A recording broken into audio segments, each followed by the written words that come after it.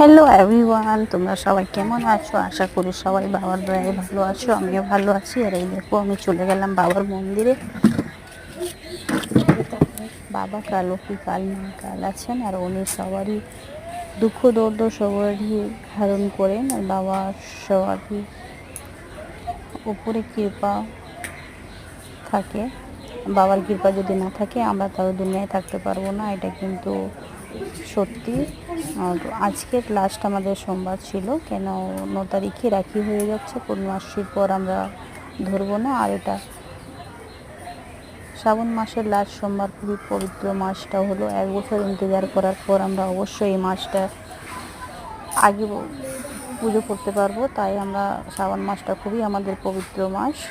আমাদের হিন্দু ধর্মে শ্রাবণ মাসটা খুবই একটা পবিত্র মাসটা।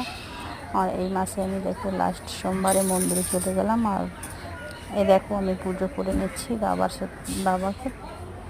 আজকে বাবার পুজো কে কে করেছো তোমরা কমেন্ট বক্সে অবশ্যই জানাবে। আর বাবার ভক্ত কে কে আসো তারা অবশ্যই ভিডিও লাইক কমেন্ট শেয়ার করবে। তোমাদের অবশ্য মনোকামনা পূরণ হবে। Bye bye.